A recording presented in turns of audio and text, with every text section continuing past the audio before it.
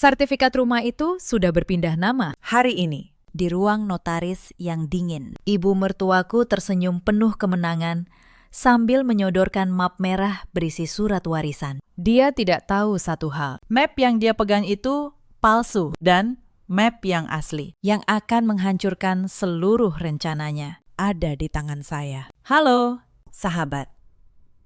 Selamat datang kembali di kanal ini, tempat kita berbagi kisah-kisah kehidupan rumah tangga yang mungkin pernah kita dengar, atau mungkin pernah kita alami sendiri. Sebelum kita mulai, jangan lupa tekan tombol subscribe dan nyalakan lonceng notifikasi, supaya kalian tidak ketinggalan cerita berikutnya. Duduklah yang nyaman, karena hari ini saya akan menceritakan bagaimana sebuah rumah bisa mengubah seseorang yang dulu kupanggil ibu menjadi orang asing yang paling kejam. Nama saya Anindya. Usia saya 34 tahun. Saya bekerja sebagai staf legal di sebuah kantor notaris di kawasan Kuningan, Jakarta.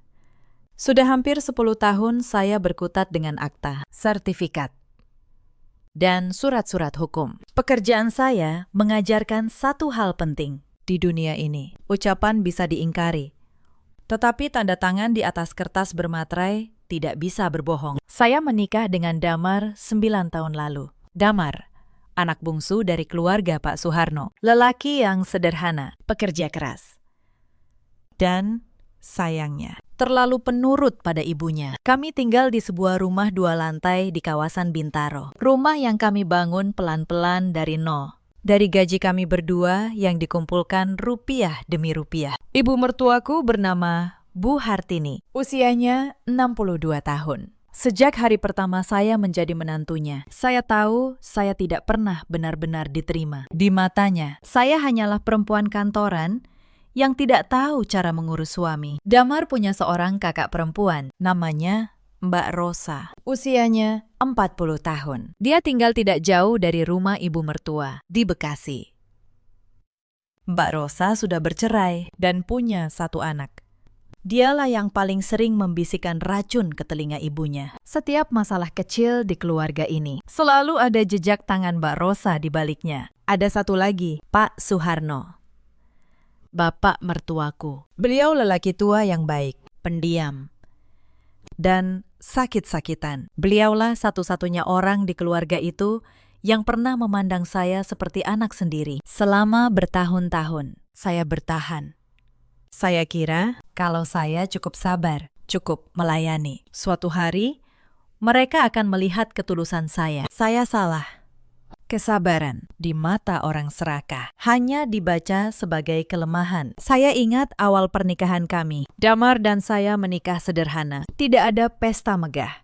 Hanya akad nikah kecil di masjid dekat rumah. Kami memulai semuanya dari nol. Damar bekerja sebagai pegawai di sebuah perusahaan logistik dan saya di kantor notaris. Setiap bulan, kami menyisihkan gaji sedikit demi sedikit untuk membeli tanah, lalu membangun rumah Bintaro kami pelan-pelan. Dari awal, Bu Hartini tidak pernah menyukai saya. Pada hari pernikahan saja, dia berkata pada tetangganya, cukup keras agar saya dengar bahwa Damar seharusnya bisa mendapat istri dari keluarga yang lebih terpandang. Saya hanya tersenyum waktu itu. Saya pikir seiring waktu, dia akan luluh.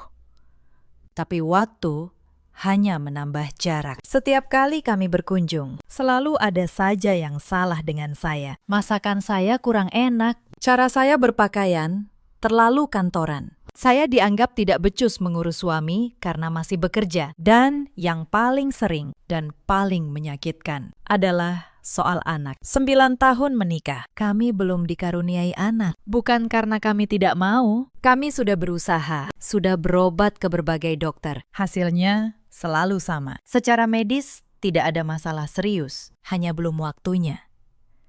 Tapi bagi Bu Hartini dan Mbak Rosa, ketiadaan anak itu adalah senjata. Mereka menggunakannya untuk merendahkan saya setiap ada kesempatan. Perempuan yang tidak bisa memberi keturunan itu seperti pohon yang tidak berbuah, kata Bu Hartini suatu kali. Di depan banyak kerabat, saya hanya menunduk, menahan air mata. Damar memegang tangan saya di bawah meja, tapi dia tidak berani membela saya di depan ibunya. Itulah Damar, lelaki yang baik hati, tapi terlalu takut pada ibunya. Bertahun-tahun, dia membiarkan saya menanggung penghinaan demi penghinaan dengan alasan. Sabar ya, Anin. Ibu memang begitu orangnya. Saya mencintai Damar, tapi kelemahannya itu perlahan menjadi luka tersendiri di hati saya. Meski begitu, saya tetap bertahan. Karena saya percaya pada satu hal, bahwa pada akhirnya kebaikan akan menemukan jalannya. Dan saya tidak ingin menjadi orang yang sama jahatnya dengan mereka. Semuanya bermula dari sebuah rumah tua di kawasan Cinere. Rumah itu dibeli Pak Suharno puluhan tahun lalu, ketika beliau masih bekerja. Sebuah rumah satu lantai dengan halaman luas. Tempat Damar dan kakaknya tumbuh besar. Tapi seiring waktu, ekonomi keluarga merosot. Pak Suharno pensiun dini karena jantungnya bermasalah. Tabungan habis untuk berobat. Rumah Cinere itu pelan-pelan rusak. Atapnya bocor, temboknya retak, dan tunggakan pajaknya menumpuk bertahun-tahun. Tahun lalu, kondisi Pak Suharno memburuk. Beliau harus rutin cuci darah 2 kali seminggu. Biayanya sangat besar. Bu Hartini panik. Mbak Rosa lebih panik lagi. Bukan karena ayahnya, tapi karena dia takut warisannya menyusut. Suatu malam, Damar pulang dengan wajah lelah. Dia duduk di tepi tempat tidur, lalu berkata pelan, "Anin, ibu minta tolong. Rumah Cinere itu mau direnovasi dan diurus pajaknya. Tapi keluarga tidak punya uang." Saya menatapnya. "Lalu, kita harus bagaimana?" "Mas," Damar menunduk, "ibu minta kita yang menalangi. Semua biayanya, renovasi, tunggakan, pajak, sama biaya berobat Bapak." Saya terdiam sejenak. Angka yang disebut Damar bukan angka kecil. Total semuanya hampir 800 juta rupiah. Itu seluruh tabungan kami. Tabungan yang kami siapkan untuk masa depan. Untuk anak yang sampai sekarang belum Tuhan titipkan pada kami. Saya berpikir keras malam itu. 800 juta bukan jumlah yang bisa kami kumpulkan lagi dengan mudah. Itu hasil 9 tahun kami berhemat. Tidak pernah liburan mewah. Tidak pernah membeli barang-barang mahal. Setiap rupiah dikumpulkan dengan keringat. Tapi saya melihat mata Damar. Saya tahu betapa dia menyayangi ayahnya. Dan saya juga menyayangi Pak Suharno. Beliau satu-satunya yang baik pada saya. Saya tidak mungkin membiarkan beliau menderita karena tidak ada biaya. Sementara kami punya kemampuan untuk menolong. "Mas," kata saya pelan, "kalau kita pakai semua tabungan ini, kita harus mulai dari nol lagi. Kamu siap?" Damar menatap saya. Matanya penuh harap dan rasa bersalah. "Aku tahu ini berat, Anin. Tapi itu ayahku. Aku tidak bisa membiarkannya begitu saja." "Baik, Mas," kata saya akhirnya. "Kita bantu. Tapi saya minta satu hal. Semua harus jelas. Saya yang akan urus semua administrasinya. Setiap rupiah yang keluar harus tercatat." Damar mengangguk. "Tentu. Terima kasih, Anin. Aku berjanji, keluargaku akan tahu pengorbananmu." Saya tersenyum getir. Saya tidak butuh mereka tahu. Saya hanya butuh semuanya tercatat. Karena dalam pengalaman saya di dunia hukum, ucapan terima kasih bisa menguap. Tapi catatan akan bertahan. Saya tidak tahu malam itu bahwa keputusan kecil itu akan menjadi awal dari segalanya. Pekerjaan saya sebagai staf legal membuat saya terbiasa rapi soal dokumen. Saya buka rekening khusus untuk proyek rumah itu. Setiap transfer untuk tukang, untuk material, untuk pajak, untuk rumah sakit. Semuanya saya catat. Saya simpan setiap kwitansi. Saya foto setiap bukti transfer. Bukan karena saya curiga, hanya kebiasaan profesi. Tapi kebiasaan itu kelak akan menyelamatkan hidup saya. Renovasi berjalan 3 bulan. Rumah tua Cinere itu kembali berdiri kokoh. Atapnya baru, temboknya dicat ulang, halamannya tertata. Tunggakan pajak belasan tahun lunas. Dan Pak Suharno tetap menjalani cuci darahnya tanpa terputus. Semua dari kantong kami. Saya ingat betul di tengah proses renovasi itu. Saya bolak-balik ke rumah Cinere hampir setiap akhir pekan. Saya yang mengawasi tukang. Saya yang memilih material. Saya yang memastikan pembayaran tepat waktu. Damar sibuk bekerja, jadi sebagian besar urusan teknis ada di tangan saya. Saya melakukannya dengan senang hati. Karena saya pikir inilah cara saya menunjukkan bahwa saya benar-benar bagian dari keluarga ini. Yang membuat saya heran selama proses itu, Bu Hartini dan Mbak Rosa tidak pernah sekalipun mengucapkan terima kasih. mereka datang ke rumah Cinere, Memeriksa hasil renovasi, seolah-olah itu hasil kerja mereka sendiri, lalu pergi.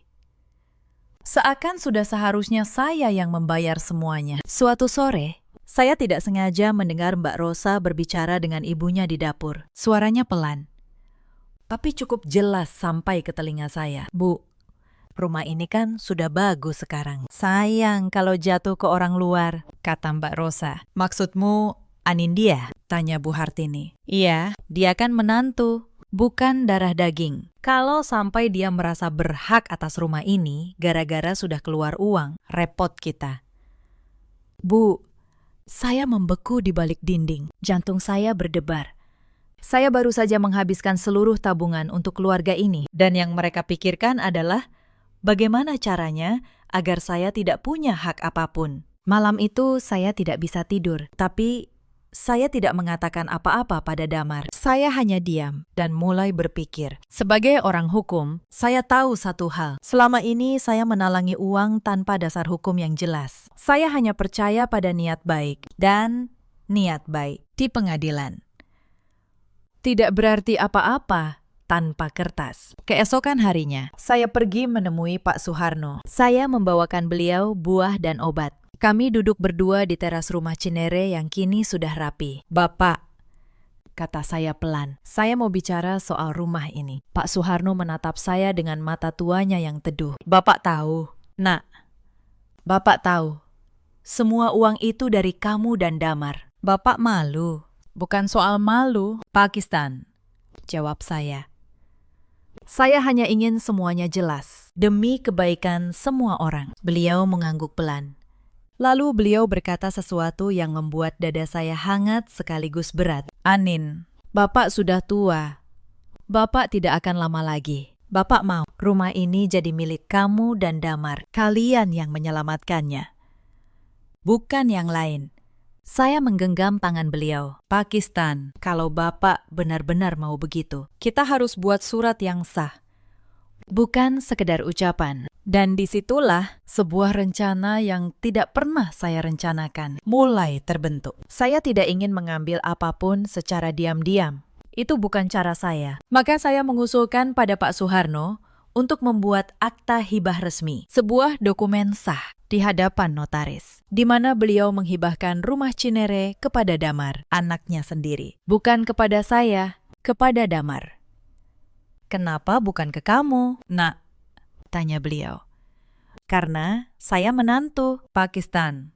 Jawab saya tersenyum. Secara hukum, lebih bersih kalau lewat Damar. Yang penting, rumah ini aman di tangan orang yang menyelamatkannya. Pak Suharno setuju. Kami sepakat untuk mengurusnya diam-diam, supaya tidak menimbulkan keributan dengan Bu Hartini dan Mbak Rosa sebelum waktunya. Saya mengurus semuanya lewat kantor tempat saya bekerja. Notaris senior di kantor saya, Pak Wibowo, adalah orang yang sangat saya hormati. Beliau memeriksa semua dokumen dengan teliti. Bukti pembayaran renovasi, bukti pelunasan pajak, bukti biaya pengobatan, semuanya lengkap. Semuanya atas nama saya dan Damar. Anindya, kata Pak Wibowo, kamu ini rapi sekali. Kalau sampai ada sengketa, posisi kamu sangat kuat. Semua jejak uang ini tidak bisa dibantah siapapun. Saya tersenyum kecil. Saya tidak berharap ada sengketa. Pakistan. Saya hanya ingin bapak mertua saya tenang di hari tuanya. Dan suami saya tidak kehilangan hatnya. Pak Wibowo menatap saya dengan tatapan menghargai. Kamu tahu, Anin, dalam pekerjaan kita sering melihat keluarga hancur karena harta. Saudara bertengkar. Anak menggugat orang tua. Semua demi sebidang tanah. Yang membuat saya tenang adalah masih ada orang sepertimu yang mengurus semua ini bukan untuk merampas, tapi untuk melindungi. Kata-kata beliau menguatkan saya. Saya mengurus akta hibah itu dengan hati-hati, memastikan setiap detail sesuai hukum. Sebelum akta ditandatangani, saya menemui Pak Suharno sekali lagi. Saya membacakan seluruh isi akta itu untuk beliau, kata per kata, supaya beliau benar-benar paham apa yang akan ditandatanganinya. Beliau mendengarkan dengan saksama, lalu mengangguk. Bapak paham. Nah, katanya, Bapak tahu apa yang Bapak lakukan. Ini keinginan Bapak. Rumah itu untuk kalian, bukan untuk yang lain. Kalau nanti ibumu dan Rosa marah, biar Bapak yang tanggung. Bapak sudah capek melihat mereka serakah. Saya menggenggam tangan beliau. Tangan tua yang dingin itu membalas genggaman saya dengan lemah, tapi penuh kepercayaan. Akta hibah itu ditandatangani Pak Suharno pada suatu pagi yang cerah. Beliau menandatanganinya dengan tangan yang gemetar, tapi matanya jelas dan sadar. Ada 2 saksi, ada notaris resmi, ada materai. Semuanya sah, hitam di atas putih. Salinan aslinya saya simpan di brankas kantor. Saya pikir dengan itu semuanya sudah aman. Saya tidak tahu, badai yang sesungguhnya baru akan datang. 3 bulan setelah akta itu ditandatangani, Pak Suharno meninggal dunia. Beliau pergi dengan tenang dalam tidurnya di rumah Cinere yang sudah kami perbaiki. Saya menangis di pemakaman, bukan tangisan basa-basi. Saya kehilangan satu-satunya orang di keluarga itu yang benar-benar menganggap saya keluarga. Tapi belum kering air mata di pipi saya. Belum genap 7 hari beliau dikebumikan. Sifat asli mereka mulai terlihat. Malam ke-7 setelah tahlilan, Mbak Rosa mengumpulkan keluarga di ruang tamu rumah Cinere. Dia berdiri di tengah ruangan, seolah dialah kepala keluarga sekarang. Sekarang Bapak sudah tidak ada, kata Mbak Rosa. Kita harus bicara soal warisan, rumah ini, dan semua harta Bapak. Saya duduk di samping Damar. Diameter. Damar tampak tidak nyaman. Mbak, ini belum saatnya, kata Damar pelan. Bapak baru saja pergi, justru harus dibicarakan sekarang, sebelum ada yang macam-macam, sahut Mbak Rosa. Matanya melirik tajam ke arah saya. Rumah ini milik Bapak. Sekarang, Bapak meninggal, otomatis jadi milik ahli waris. Aku dan kamu, Damar, bukan istrimu. Saya merasakan sesuatu yang panas naik di dada saya, tapi saya tetap diam. Saya ingin tahu sampai mana mereka akan melangkah. Bu Hartini akhirnya bicara, suaranya dingin. Rosa benar, rumah ini akan dijual. Hasilnya dibagi 2 untuk Rosa dan Damar. Anindya tidak ada urusan. Damar terkejut. Dijual. Ibu, kita baru saja merenovasi rumah ini. Anin yang membayar semuanya, hampir 800 juta. Bu Hartini menatap anaknya dengan tatapan tajam. Itu kewajiban kalian sebagai anak. Jangan diungkit-ungkit. Lagi pula, mana buktinya kalau istrimu yang bayar? Bisa saja dia mengarang. Saya hampir tidak percaya dengan apa yang saya dengar. Perempuan yang rumahnya saya selamatkan. Suami yang nyawanya saya perpanjang dengan biaya cuci darah. Sekarang menuduh saya mengarang. Tapi saya tetap diam karena saya tahu sesuatu yang mereka tidak tahu. Malam itu di kamar, Damar memeluk saya. Anin, maafkan Ibu dan Mbak Rosa. Aku akan bicara baik-baik dengan mereka. Saya mengelus punggungnya. Tidak apa-apa, Mas. Bicara saja, tapi tolong satu hal. Apapun yang terjadi, jangan tanda tangani surat apapun sebelum kamu tunjukkan ke saya dulu. Berjanjilah. Damar mengangguk. Meski dia tidak mengerti kenapa saya berkata begitu. Hari-hari berikutnya menjadi neraka kecil. Mbak Rosa datang ke rumah Bintaro kami hampir setiap hari. Dia membawa-bawa map, kertas, dan mulut yang tidak pernah berhenti menghina. Kamu itu cuma menumpang di keluarga ini. Anin, katanya suatu hari. 9 tahun menikah. Anak saja tidak punya. Untung Damar masih mau mempertahankan kamu. Kata-kata itu menusuk. Soal anak adalah luka terdalam saya. Mereka tahu itu, dan mereka sengaja menusuk di tempat yang paling sakit. Tapi saya menelan air mata saya. Saya tahu, menangis di depan mereka hanya akan membuat mereka senang, yang membuat saya semakin waspada. Suatu sore, saya melihat Mbak Rosa keluar dari sebuah kantor notaris kecil di pinggiran kota. Notaris yang reputasinya tidak baik. Saya tahu kantor itu, karena dunia notaris di Jakarta tidak sebesar yang orang kira. Notaris itu dikenal mau menerima pekerjaan yang gelap, asal bayarannya besar. Naluri saya berkata, mereka sedang menyiapkan sesuatu yang curang. Saya tidak salah. Seminggu kemudian, Mbak Rosa datang membawa sebuah map merah. Dia melemparkannya ke meja di hadapan Damar dan saya. Ini surat warisan dari Bapak, kata Mbak Rosa dengan senyum penuh kemenangan. Bapak sudah membuat surat sebelum meninggal. Isinya, rumah Cinere dibagi. Tapi karena Damar sudah punya rumah sendiri di Bintaro, bagian Damar lebih kecil. Aku yang dapat rumah Cinere. Damar cukup dapat uang sedikit. Saya membuka map itu dengan tenang. Saya membaca setiap barisnya. Dan saya tahu, dalam sekali baca, bahwa surat itu palsu. Tanda tangan Pak Suharno di situ terlalu rapi. Beliau di akhir hayatnya, tangannya gemetar. Tanda tangannya berantakan. Yang di surat ini halus, seperti ditiru dengan hati-hati. Tanggalnya pun janggal. Surat ini bertanggal seminggu sebelum beliau meninggal. Padahal, di minggu itu beliau sudah sangat lemah. Hampir tidak bisa memegang sendok. Tapi saya tidak menunjukkan apapun di wajah saya. Saya hanya menutup map itu. Lalu berkata pelan, surat yang menarik. Mbak, jadi kamu mengerti, kan? Sahut Mbak Rosa. Rumah Cinere milikku. Kalian sebaiknya tahu diri. Damar mengepalkan tangannya. Mbak, ini tidak benar.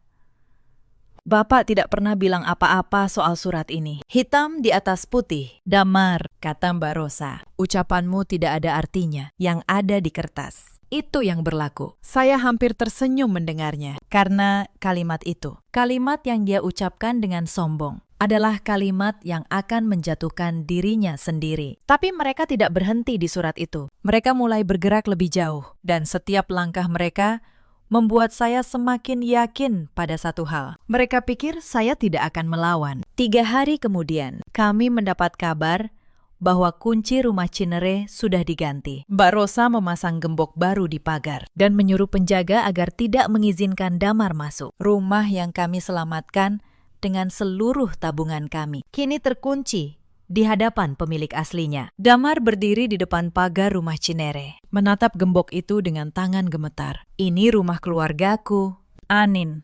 Aku tumbuh besar di sini, dan sekarang aku dilarang masuk. Saya menggenggam tangannya. Tenang, Mas. Biarkan mereka merasa menang dulu. Orang yang merasa menang biasanya jadi ceroboh. Seminggu berikutnya, saya mendengar kabar yang lebih mengejutkan. Mbak Rosa sudah memasang iklan. Dia menjual rumah Cinere. Dia menempel papan dijual di pagar dan mulai membawa calon pembeli melihat-lihat. Padahal rumah itu sama sekali bukan miliknya. Saya pergi diam-diam ke rumah Cinere, menyamar sebagai calon pembeli lewat seorang teman. Teman saya menemui Mbak Rosa, berpura-pura tertarik membeli. Mbak Rosa dengan percaya diri menunjukkan surat warisan palsunya sebagai bukti kepemilikan. Dia bahkan menyebut harga 1,5 miliar rupiah. Teman saya merekam semua percakapan itu tanpa Mbak Rosa sadari. Dia baru saja menambah satu bukti lagi yang memberatkan dirinya sendiri. Dia menggunakan dokumen palsu untuk menipu calon pembeli. Saya menyimpan rekaman itu dengan rapi, bersama bukti-bukti lainnya. Lalu datang insiden yang paling menyakitkan. Suatu pagi, Mbak Rosa muncul di kantor tempat saya bekerja. Dia membuat keributan di lobi, di depan rekan-rekan kerja saya. Dia berteriak bahwa saya seorang menantu serakah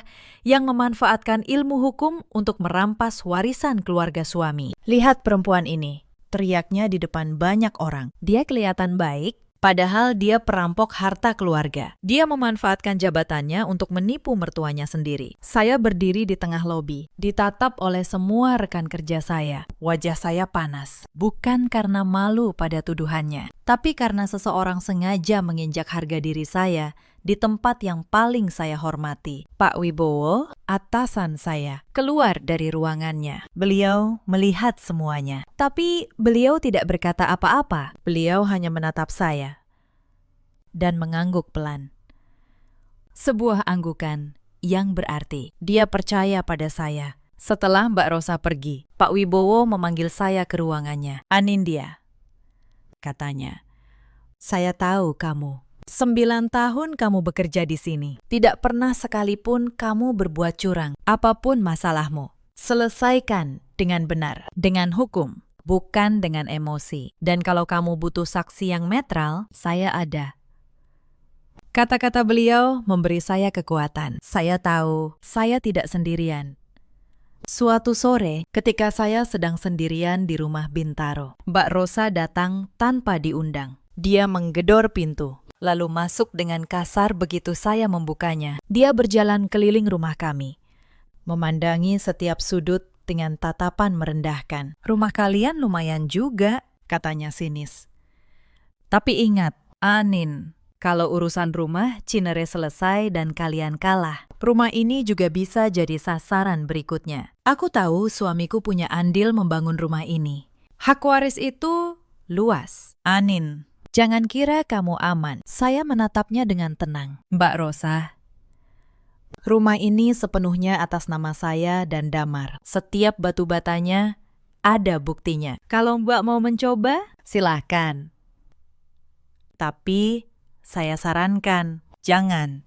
Karena setiap kali Mbak melangkah, Mbak hanya menambah bukti untuk diri Mbak sendiri." Mbak Rosa tampak terkejut dengan ketenangan saya. Dia tidak terbiasa menghadapi orang yang tidak gentar. Akhirnya dia pergi sambil membanting pintu. Tapi saya tahu, di balik kepergiannya, ada keraguan yang mulai tumbuh. Malam itu, saya duduk sendirian di ruang tamu, memandangi foto Pak Suharno yang saya pajang di rak. Beliau tersenyum di foto itu. Senyum yang teduh. Senyum yang sama ketika beliau menggenggam tangan saya dan berkata bahwa rumah itu untuk kami. "Pakistan," bisik saya pelan. "Tenang saja. Anin akan menjaga apa yang Bapak titipkan. Tidak akan Anin biarkan jerih payah Bapak diinjak orang-orang serakah itu." Air mata saya jatuh. Bukan air mata kelemahan, tapi air mata seorang yang berjanji. Belum cukup sampai di situ. Bu Hartini memainkan kartu terakhirnya. Suatu malam, Damar mendapat telepon. Katanya, ibunya masuk rumah sakit. Jantungnya kambuh. Kondisinya kritis. Damar panik dan langsung berangkat. Saya ikut menemaninya. Sesampai di rumah sakit, kami menemukan Bu Hartini berbaring di ranjang, tampak lemah. Tapi sebagai orang yang sering mengurus pasien lewat biaya pengobatan Pak Suharno, saya tahu seperti apa orang yang benar-benar sakit. Bu Hartini hanya berpura-pura. Tensinya normal. Tidak ada alat bantu apapun di tubuhnya. Di sebelahnya, Mbak Rosa sudah menyiapkan sebuah surat. "Damar," kata Mbak Rosa sambil menyodorkan kertas itu. "Ibu mungkin tidak akan bertahan lama. Sebelum terlambat, tanda tangani surat ini. Surat persetujuan bahwa rumah Cinere menjadi milikku. Dan kamu melepaskan semua hak. Buat hati ibu tenang." Damar memegang pena. Tangannya bergetar. Naluri seorang anak yang mencintai ibunya hampir membuatnya menyerah. Tapi dia teringat janjinya pada saya. Dia menoleh ke arah saya, dan saya menggeleng pelan. Damar meletakkan pena itu. "Tidak." "Mbak," katanya, "aku tidak akan menandatangani apapun malam ini. Kalau ibu memang sakit, biar ibu sembuh dulu. Kita urus surat-surat nanti, di tempat yang resmi." Mbak Rosa marah besar. Dan ajaibnya, begitu surat itu tidak ditandatangani, penyakit kritis, Bu Hartini sembuh dengan cepat. Keesokan harinya, dia sudah bisa pulang. Malam itu, Damar marah besar untuk pertama kalinya. "Anin, mereka memalsukan surat. Aku yakin. Kita lawan. Amin. Kita laporkan." Saya menggeleng pelan. "Belum. Mas, belum saatnya." "Kenapa? Mereka mencuri hak kita." Saya memegang wajahnya. "Mas, dengar saya. Kalau kita lawan sekarang dengan emosi, kita akan kalah. Mereka akan bilang kita yang serakah. Kita harus menunggu mereka melangkah sampai ke ujung. Sampai mereka tidak bisa mundur lagi. Baru kita gerak." Damar menatap saya. "Bingung. Apa yang sebenarnya kamu rencanakan, Anin?" Saya hanya tersenyum. "Percaya saja pada saya. Aku orang hukum." "Mas, aku tahu cara mereka. dan aku tahu cara mengalahkan mereka dengan cara mereka sendiri. Tapi malam itu, Damar tidak tahu bahwa di berangkas kantor saya sudah tersimpan sebuah dokumen yang akan membuat seluruh map merah Mbak Rosa menjadi tidak berarti. Tekanan terus meningkat. Bu Hartini mulai menyebarkan cerita ke seluruh kerabat bahwa saya, menantu yang durhaka, mencoba merebut rumah keluarga. Di setiap acara keluarga, saya disambut tatapan dingin. Bisik-bisik, tudingan tanpa suara. Puncaknya terjadi di acara 40 hari Pak Suharno. Di depan seluruh keluarga besar, Mbak Rosa berdiri dan menunjuk wajah saya. Inilah perempuan yang ingin merampas rumah peninggalan Bapak, katanya lantang. Sudah jelas Bapak mewariskan rumah itu padaku lewat surat. Tapi dia dengan ilmu hukumnya mau memutarbalikkan semuanya. Semua mata tertuju pada saya. Bu Hartini menangis dramatis, memeluk Mbak Rosa. Seolah-olah merekalah korbannya. Saya berdiri perlahan. Ruangan hening. Mereka menunggu saya membela diri, marah, atau menangis. Tapi saya tidak melakukan satu pun dari itu. Baiklah, kata saya, tenang. Kalau memang ada surat warisan yang sah dari Bapak, mari kita selesaikan secara hukum. Saya usulkan, minggu depan kita semua berkumpul di kantor notaris. Bawa surat warisan kalian. Di sana, di hadapan notaris resmi dan saksi, kita buktikan siapa yang berhak atas rumah ini. Bagaimana? Mbak Rosa tampak ragu sesaat, tapi kesombongannya menang. Baik, kita buktikan. Dan setelah itu, kau dan suamiku harus angkat kaki dari kehidupan kami. Saya tersenyum dalam hati. Mereka baru saja berjalan masuk ke dalam ruangan yang pintunya akan saya kunci dari dalam. Hari-hari menjelang pertemuan di notaris itu adalah hari-hari yang berat. Tekanan datang dari segala arah. Saudara-saudara Damar yang lain, paman, dan bibinya mulai menelpon Damar satu persatu. Mereka semua sudah diracuni cerita versi Mbak Rosa. Mereka menuduh saya merusak keluarga, memecah belah, dan menggunakan ilmu hukum untuk kejahatan. Damar mulai goyah. Suatu malam, dia duduk di tepi tempat tidur dengan kepala tertunduk. Anin, semua orang menyalahkan kita, katanya pelan.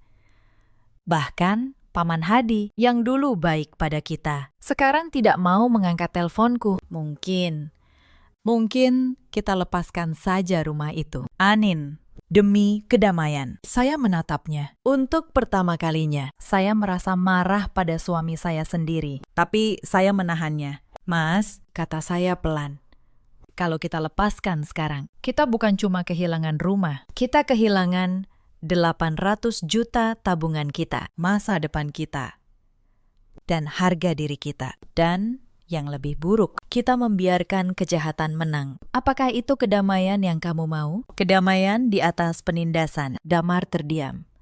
Air matanya jatuh. Aku hanya lelah. Anin, aku lelah berada di tengah-tengah. Saya memeluknya. Aku tahu.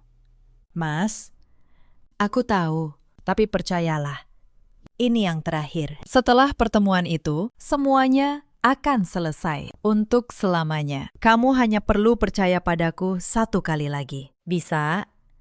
Damar mengangguk lemah di pelukan saya. Malam itu, saya tahu, beban terberat bukanlah melawan mertua dan ipar. Beban terberat adalah menjaga agar suami saya tidak runtuh sebelum semuanya berakhir. Sementara itu, saya menggunakan keahlian saya. Saya mengumpulkan semua bukti. Saya meminta salinan resmi rekam medis Pak Suharno dari rumah sakit yang menunjukkan kondisi beliau di hari-hari terakhir. Saya menyiapkan analisis perbandingan tanda tangan. Saya menyusun semua bukti transfer secara kronologis. Saya bahkan menyiapkan rekaman Mbak Rosa yang mencoba menjual rumah. Semuanya saya susun rapi dalam satu map biru. Seperti saya menyiapkan berkas perkara untuk pengadilan. Saya juga meminta Pak Wibowo untuk menjadi notaris yang memimpin pertemuan itu. Beliau setuju. Saya akan memastikan semuanya berjalan sesuai hukum. Anin, katanya, kebenaran tidak butuh diperjuangkan dengan teriakan. Cukup dengan bukti. Malam sebelum pertemuan, saya tidak tidur.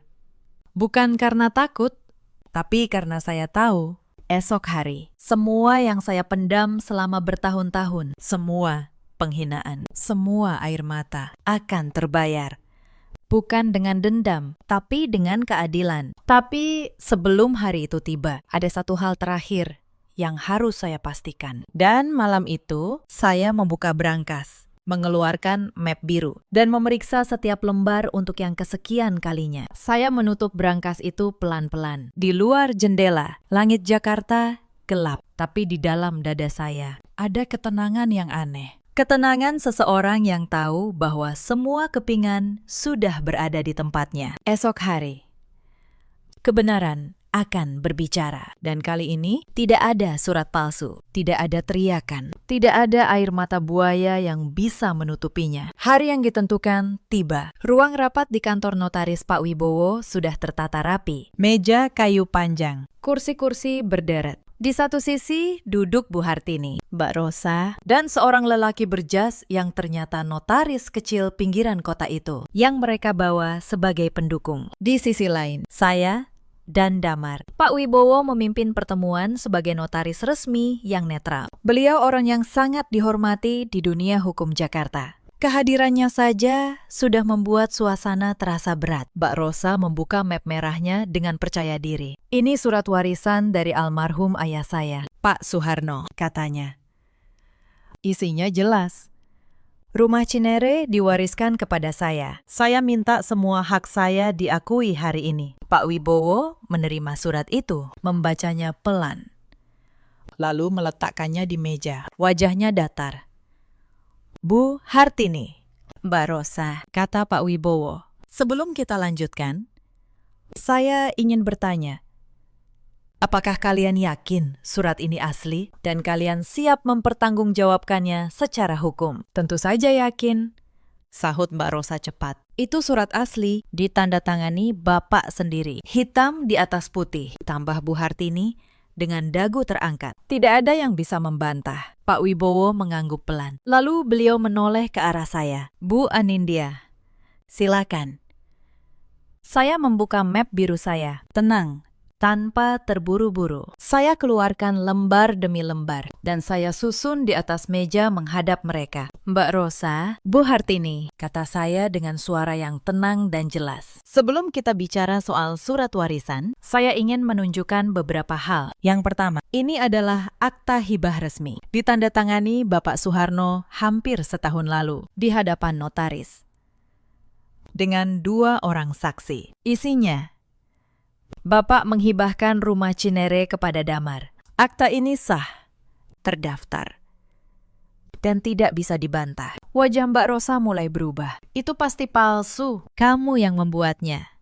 Sabar, Mbak. Masih ada lagi, kata saya. Saya keluarkan tumpukan kertas berikutnya. Ini bukti transfer renovasi rumah Cinere.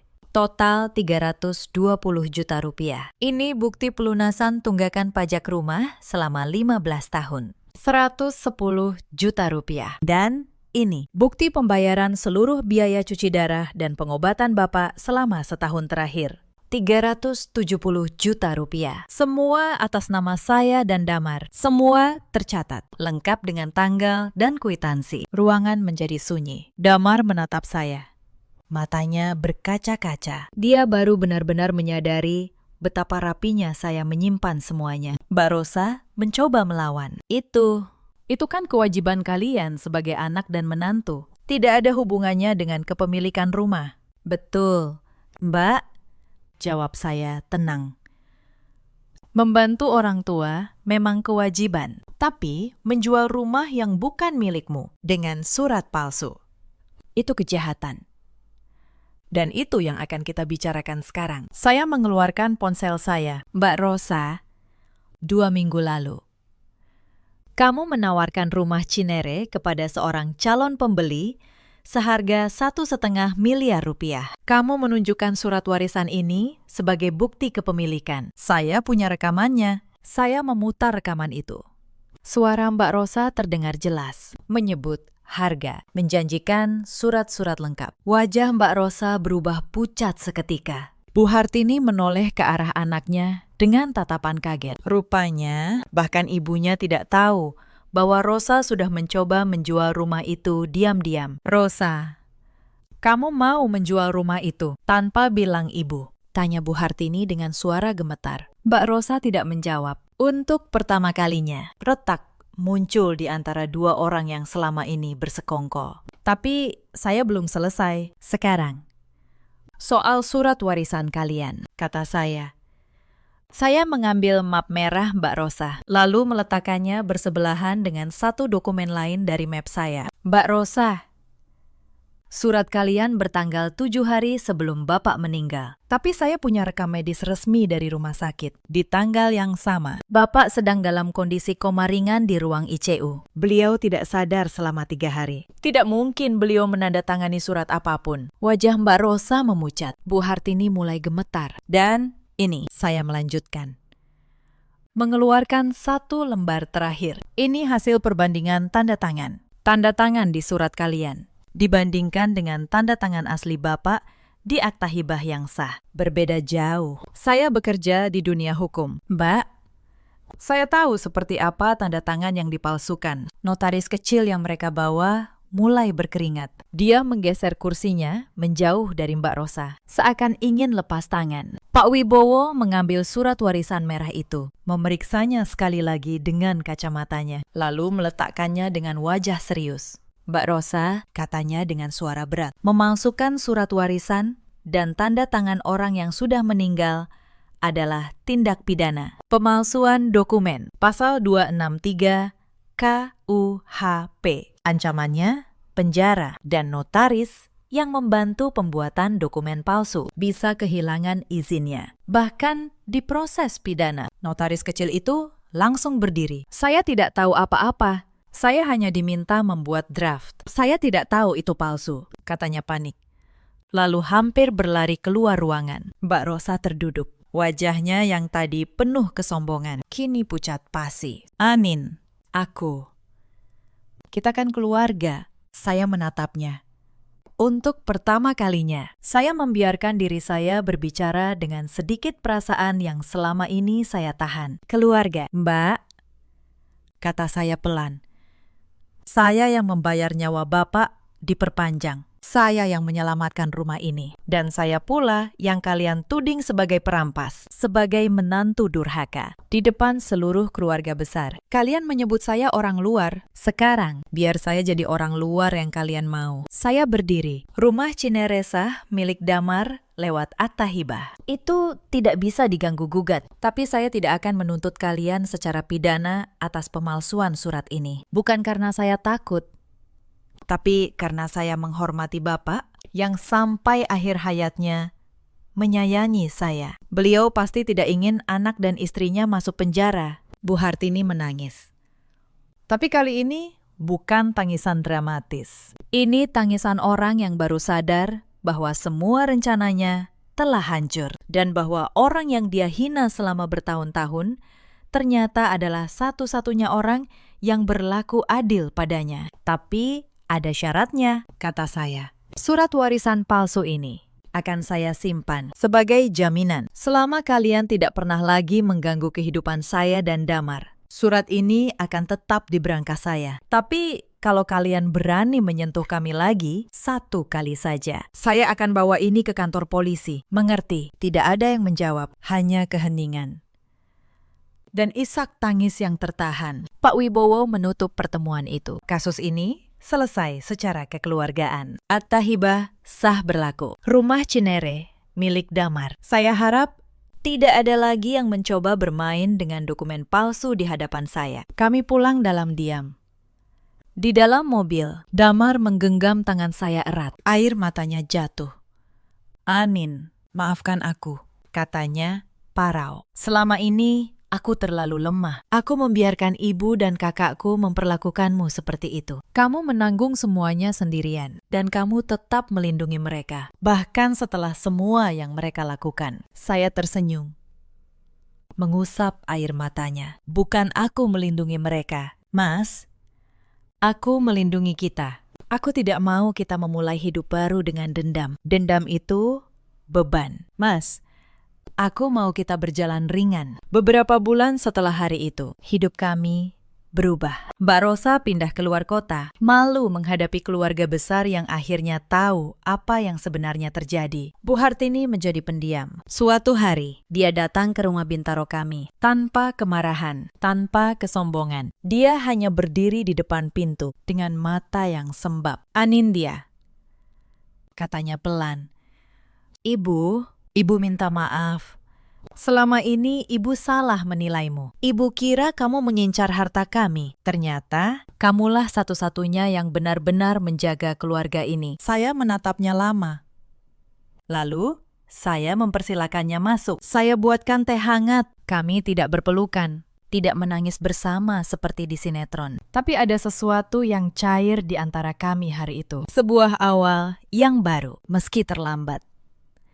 Rumah Cinere akhirnya kami renovasi sekali lagi. Dan kami jadikan rumah singgah untuk Bu Hartini di hari tuanya. Bukan karena kami harus, tapi karena begitulah Pak Suharno menginginkannya. Beliau ingin keluarganya utuh, bukan hancur karena harta. Dan tentang surat warisan palsu itu, saya menepati janji saya. Surat itu tetap diberangkas. Tidak pernah saya gunakan untuk menyakiti siapapun. Ia hanya menjadi pengingat bahwa terkadang senjata terkuat bukanlah yang kita gunakan, tapi yang kita pilih untuk tidak gunakan. Saya sering memikirkan, kenapa Pak Suharno di hari-hari terakhirnya memilih untuk mempercayakan rumah itu pada kami, bukan pada anak dan istrinya sendiri. Mungkin karena beliau melihat sesuatu yang tidak dilihat orang lain, bahwa kasih sayang sejati tidak diukur dari hubungan darah, tapi dari ketulusan tindakan. Saya bukan darah dagingnya, tapi sayalah yang menjaga napasnya tetap ada selama setahun terakhir. Dan beliau tahu itu. Sahabat, cerita ini mengajarkan kita sesuatu. Jangan pernah meremehkan orang yang diam. Diamnya seseorang bukan berarti dia bodoh atau lemah. Kadang, orang yang paling tenang adalah orang yang paling memahami permainan. Dan jangan pernah menukar ketulusan seseorang dengan kelicikan. Karena pada akhirnya, kebenaran selalu punya cara untuk berbicara. Di luar sana, ada banyak perempuan seperti Anindya. Perempuan yang memberikan segalanya untuk keluarga suaminya, lalu dituduh sebagai pengincar harta, yang kesabarannya dibaca sebagai kelemahan, dan ketulusannya dibalas dengan penghinaan. Jika kamu salah satunya, ingatlah, harga dirimu tidak ditentukan oleh bagaimana orang lain memperlakukanmu, tapi oleh bagaimana kamu memperlakukan dirimu sendiri. Ada juga banyak suami seperti Damar, lelaki baik yang terlalu lemah di hadapan keluarganya, sampai membiarkan istrinya terluka. Semoga mereka belajar bahwa melindungi istri bukanlah pengkhianatan pada orang tua, melainkan tanda bahwa mereka benar-benar seorang lelaki. Dan ada pula para ibu mertua seperti Bu Hartini yang dibutakan oleh rasa takut dan keserakahan sampai tidak bisa melihat siapa yang sebenarnya tulus di sisi mereka. Semoga penyesalan mereka tidak datang terlambat, seperti yang nyaris terjadi pada Bu Hartini. Dalam hidup, kita selalu punya pilihan. Pilihan untuk membalas dengan kebencian atau menutup luka dengan kebijaksanaan. Anindya memilih yang kedua. Dan karena itu, dia tidak hanya menang, dia merdeka. Terima kasih sudah menemani sampai akhir. Jika cerita ini menyentuh hatimu, ceritakan kisahmu sendiri di kolom komentar. Siapa tahu, ada seseorang di luar sana yang sedang membutuhkan kekuatan dari ceritamu. Jangan lupa, jaga ketulusanmu. Tapi, jangan pernah lupakan harga dirimu. Sampai jumpa di cerita berikutnya. Kemasi barangmu. Besok pagi, saya tak mau melihatmu di rumah ini lagi. Itu kalimat yang dilemparkan ibu mertua saya, tepat di depan seluruh keluarga. Ia mengusir saya demi memberi kamar utama kepada adik ipar yang baru menikah. Malam itu juga, diam-diam, saya hentikan semua aliran uang yang selama ini menghidupi mereka. Keesokan paginya, ibu mertua dan suami panik menelpon. Mereka memohon uang. Saya hanya tertawa pelan. Lalu, saya matikan teleponnya. Halo, sahabat. Selamat datang kembali di kanal kita. Sebelum cerita dimulai, tuliskan di kolom komentar kalian menyimak dari kota mana. Jangan lupa like dan subscribe supaya kanal ini bisa terus menemani malam-malam kalian. Sekarang, Mari kita mulai. Nama saya Rahayu. Usia saya 38 tahun. Saya pemilik sebuah usaha catering yang sudah punya nama di Jakarta. Selain itu, saya juga mengelola beberapa unit properti sewaan. Sudah 12 tahun, saya membangun semuanya dari nol, sendirian. Saya bukan perempuan yang mudah dijatuhkan. Tapi selama 7 tahun pernikahan, saya memilih merendahkan diri demi sebuah kata yang bernama keluarga. Rumah yang kami tempati berada di kawasan Pondok Indah. Rumah 2 lantai dengan halaman luas dan pagar tinggi. Setiap meter persegi rumah itu saya beli dengan keringat saya sendiri. Jauh sebelum saya menikah dengan Mas Damar, Suami saya, Damar, berusia 40 tahun. Dulu ia menjanjikan banyak hal. Sekarang, ia hanya pria yang gengsinya jauh lebih besar daripada penghasilannya. Usahanya bangkrut 3 tahun lalu. Sejak itu, ia tak pernah benar-benar bekerja lagi. ibu mertua saya, Bu Sukesi, 60 tahun. Seorang perempuan dengan dagu yang selalu terangkat. Ia tinggal bersama kami sejak bapak mertua meninggal. Di matanya, Saya bukan menantu yang ia hormati. Saya hanya mesin yang mengeluarkan uang. lalu ada Wulan, adik ipar saya. Usianya 29 tahun. Beberapa hari lalu, ia baru saja menikah dengan seorang pria bernama Bagas. Pengangguran.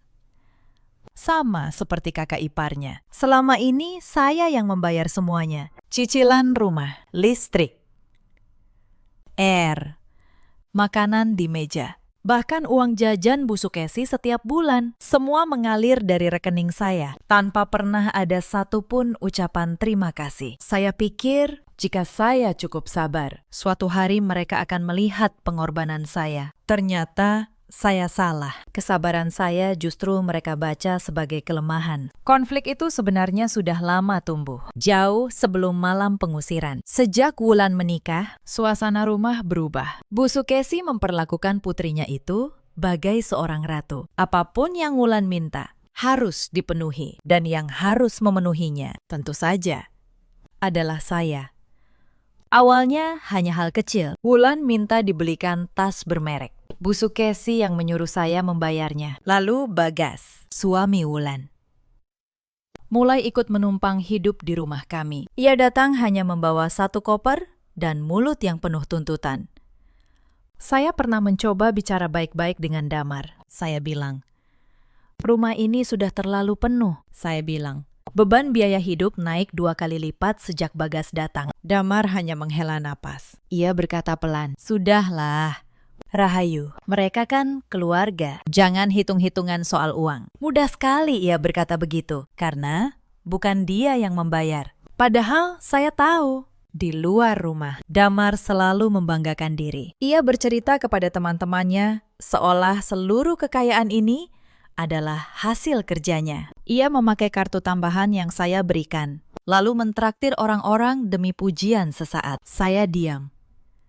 Bukan karena saya tak mampu melawan, tapi karena saya masih berharap pada sisa cinta yang dulu pernah ada. Saya masih ingat satu kejadian, beberapa bulan sebelum malam itu. Saat itu, usaha catering saya sedang mendapat pesanan besar untuk sebuah acara pernikahan. Saya bekerja hampir 2 hari tanpa tidur. Pulang ke rumah dengan tubuh remuk. Saya hanya ingin segelas air hangat dan tempat untuk merebahkan badan. Tapi yang saya temui di rumah adalah Bu Sukesi yang marah-marah. Ia mengomel karena saya pulang terlambat dan tidak sempat memasak untuk Wulan. Damar, suami saya, bukannya membela, justru menyuruh saya minta maaf kepada ibunya. Malam itu, saya menelan rasa sakit sambil memasak dalam keadaan setengah pingsan. Saat itu, saya berpikir, mungkin inilah harga sebuah keluarga. Mungkin perempuan memang harus mengalah. Tapi semakin saya mengalah, semakin mereka meninjak. Kebaikan saya tak pernah mereka anggap sebagai kebaikan. Mereka menganggapnya sebagai kewajiban. Sampai malam itu tiba. Malam yang akhirnya merobek habis sisa harapan saya. Suasana ruang keluarga malam itu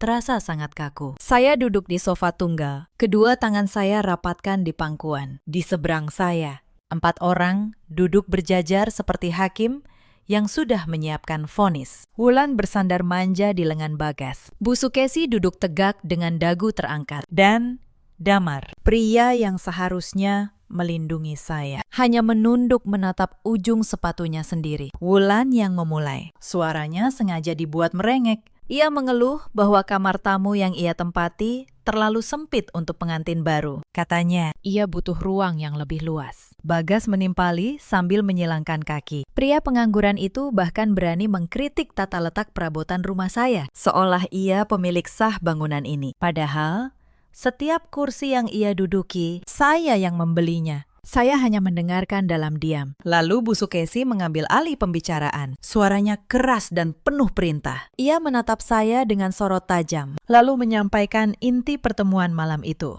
Ibu mertua saya menuntut agar saya dan Damar segera mengosongkan kamar utama. Malam itu juga, alasannya, Wulan adalah putri kesayangannya yang harus diperlakukan bak seorang ratu di hari-hari awal pernikahan. Sudah kewajiban seorang menantu untuk mengalah, katanya tajam. Dan sudah kewajiban menantu menuruti kemauan mertua tanpa banyak bertanya.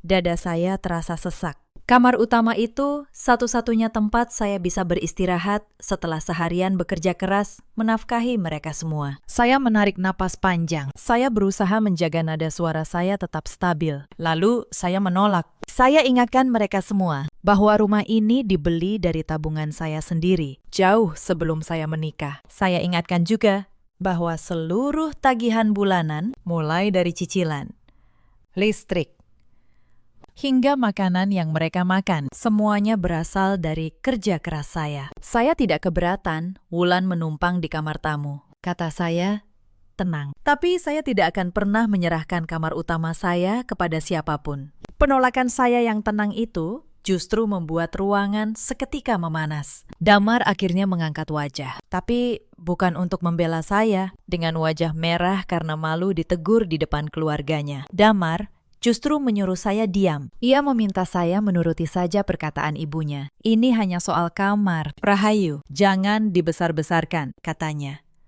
Mengabaikan fakta bahwa istrinya sedang ditindas di rumahnya sendiri. Saya menatap suami saya dengan kecewa yang teramat dalam. Pria yang dulu berjanji menjaga saya, kini berdiri di barisan terdepan untuk merampas hak saya. Tidak ada lagi rasa hormat yang tersisa di hati saya untuk pria pengecut itu. Kemarahan Bu Sukesi meledak. Ia berdiri.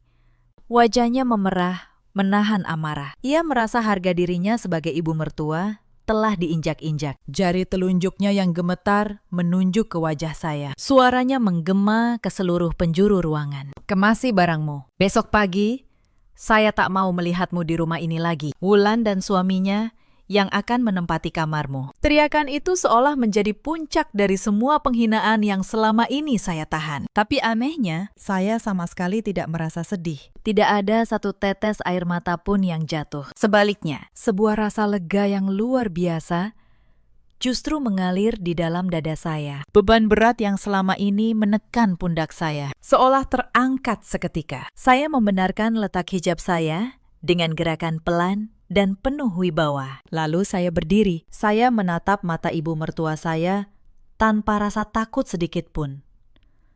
Di bibir saya terukir sebuah senyuman tipis. Senyuman yang menyimpan ribuan rencana. Baik, Bu, jika itu memang mau kalian. Tanpa mengucapkan kata-kata lagi, saya berbalik dan berjalan tenang menuju kamar utama. Saya tidak membanting pintu. Saya tidak menunjukkan kemarahan sedikit pun. Di dalam kamar, saya membuka lemari dan mengeluarkan sebuah koper. Saya tidak memasukkan semua barang. Saya hanya mengambil pakaian secukupnya, dokumen-dokumen penting, perhiasan, dan barang berharga yang saya beli dengan uang saya sendiri. Setiap barang yang masuk ke dalam koper itu terasa seperti simbol kebebasan saya yang baru. Saya tidak akan pernah kembali ke rumah ini sebagai pihak yang tertindas. Setelah koper terkunci, saya melangkah keluar. Saya melewati ruang keluarga. Tempat 4 orang itu masih berkumpul. Wulan tersenyum penuh kemenangan. Bagas mengusap dagunya dengan gaya sombong. Bu Sukesi melipat tangan di dada, merasa berhasil menaklukkan menantunya. Dan Damar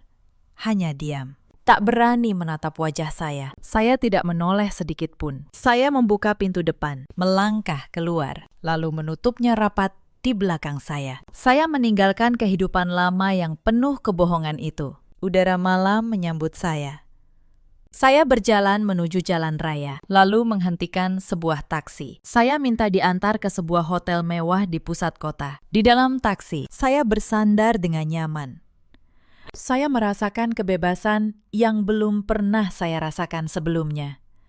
Lalu, saya keluarkan ponsel saya. Jari-jari saya membuka aplikasi keuangan yang terhubung dengan seluruh rekening saya. Saya menatap layar itu dengan pandangan dingin. Satu persatu, saya matikan sumber kehidupan keluarga suami saya. Sambil menatap layar, saya bergumam pelan di tengah keheningan malam. Mari kita lihat. Seberapa lama kalian bisa bertahan tanpa uang dari saya? Itulah serangan pertama saya. Tapi malam itu, mereka belum tahu apa yang sudah menunggu di pagi hari. Sinar matahari pagi menembus celah jendela rumah Pondok Indah. Bu Sukesi terbangun dengan senyum lebar. Ia meregangkan tubuh, merasa sangat puas. Baginya, semalam ia berhasil mengusir menantu yang selama ini ia anggap terlalu berkuasa. Kini, pikirnya, rumah ini sepenuhnya berada di bawah kendalinya. Ia segera bangkit dan berjalan menuju kamar tamu untuk membangunkan putri dan menantu barunya. Ia mengetuk pintu dengan penuh semangat, memerintahkan Wulan dan Bagas segera memindahkan barang ke kamar utama yang kini telah kosong.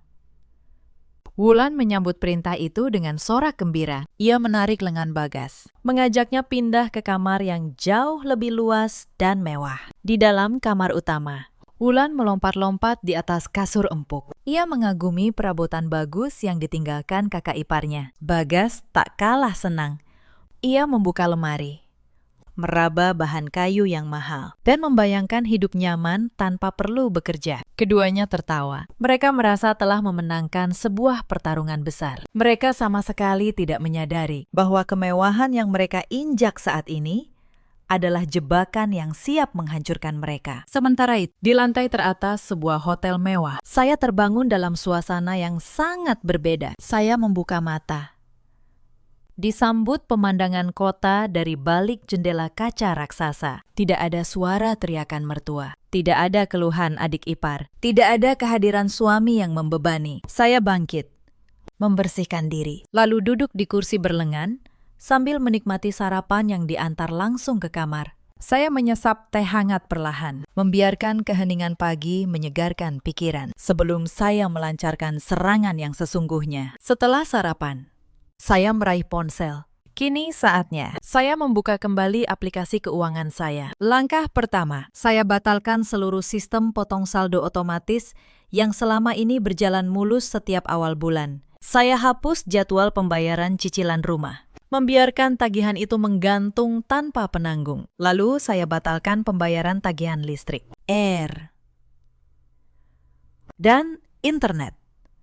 Saya pastikan tidak ada satu keping uang pun dari rekening saya yang mengalir untuk menutupi kebutuhan rumah itu. Saya lakukan semuanya dengan wajah datar, tanpa keraguan, tanpa rasa kasihan. Langkah kedua, saya urus kartu belanja tambahan yang selama ini saya berikan kepada Damar dan Bu Sukesi. Kartu-kartu itu adalah sumber kesombongan mereka di luar rumah. Saya menghubungi layanan pelanggan bank dengan suara tegas. Saya minta pihak bank segera membekukan semua kartu tambahan yang terdaftar atas nama saya. Saya juga minta kata sandi kartu penarikan tunai utama yang tidak sengaja tertinggal di rumah segera diubah saat itu juga. Setelah bank mengonfirmasi semua permintaan saya telah dilaksanakan, saya meletakkan ponsel di atas meja. Serangan pertama telah saya luncurkan. Kini saya hanya perlu duduk, manis, dan menunggu. Tapi mereka di rumah itu belum tahu. Hari ini akan menjadi hari paling memalukan dalam hidup mereka. Pagi itu,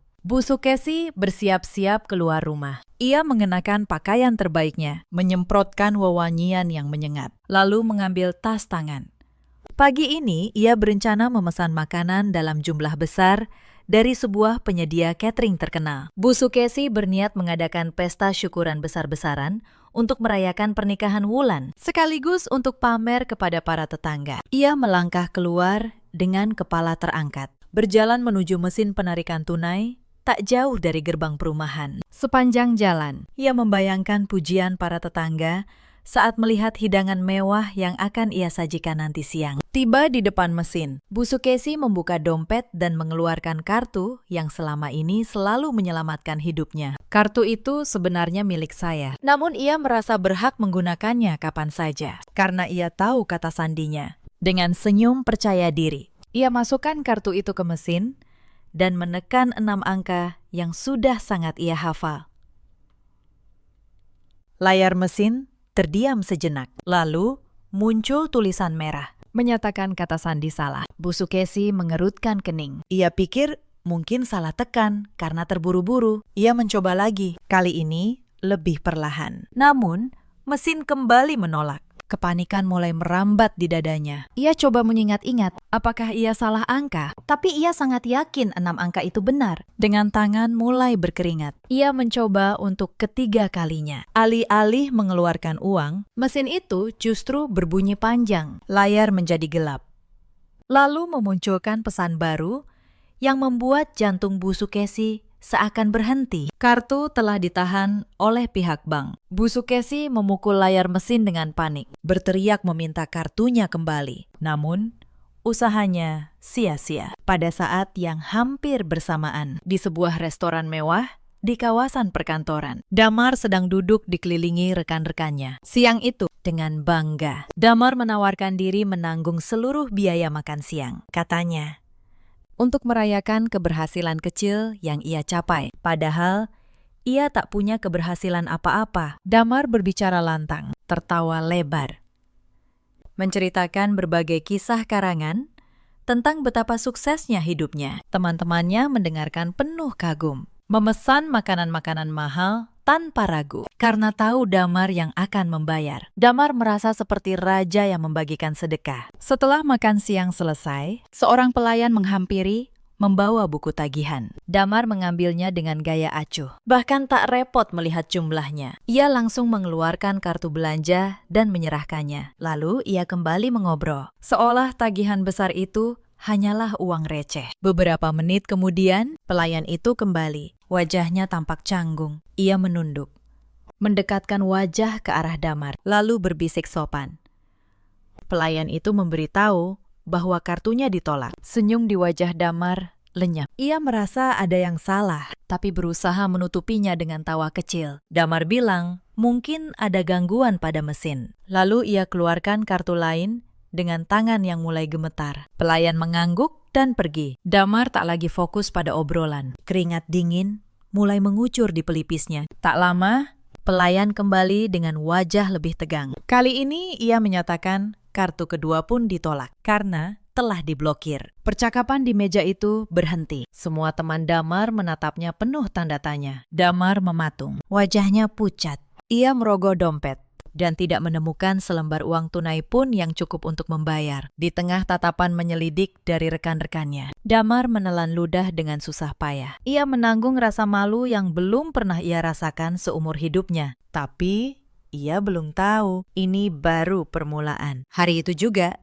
matahari bersinar sangat terik. Di dalam kamar utama yang kini ditempati pengantin baru, mesin pendingin ruangan tiba-tiba mengeluarkan dengungan sebelum akhirnya mati. Layar televisi besar di ruang tengah ikut padam. Kipas angin berhenti berputar. Lampu-lampu di seluruh penjuru rumah mati serentak. Suasana yang tadinya bising oleh suara televisi kini berubah menjadi keheningan yang mencekam. Wulan, yang sedang berbaring santai, langsung terbangun dengan wajah bersungut-sungut. Ia mengipasi wajahnya dengan tangan, merasakan udara kamar yang cepat berubah panas. Jaringan internet juga terputus, membuat ponselnya kehilangan koneksi. Bagas, yang sedang asik bermain game di ponsel, langsung mengumpat. Ia membanting ponselnya ke kasur dan menatap istrinya dengan tatapan menyalahkan. Wulan mencoba mencari tahu. Ia menekan saklar lampu berkali-kali, tapi tidak ada reaksi. Ia keluar kamar dan melihat meteran listrik di dinding. Layar kecil pada meteran itu menunjukkan angka 0. Pulsa listrik telah benar-benar habis. Wulan berteriak memanggil ibunya. Tapi ia teringat Bu Sukesi sedang pergi mengambil uang. Ia kembali ke kamar dengan tubuh bersimbah peluh, mendapati suaminya duduk di tepi ranjang dengan wajah ditekuk, mengeluhkan betapa buruknya fasilitas di rumah yang katanya mewah ini. Tak lama, terdengar suara langkah terburu-buru dan bantingan pintu depan. Bu Sukesi masuk dengan napas terengah-engah. Keringat membasahi dahi dan lehernya. Bukan hanya karena cuaca panas, tapi karena kepanikan luar biasa yang menggerogoti kepalanya. Wulan menghampiri ibunya, hendak mengeluhkan listrik yang mati. Namun kata-katanya terhenti saat melihat ibunya menjatuhkan diri ke sofa. Bu Sukesi memegangi dada dengan suara serak. Ia menceritakan bahwa mesin penarikan tunai telah menelan kartunya. Ia tak punya uang tunai, bahkan untuk membeli sebotol air minum pun ia tak sanggup.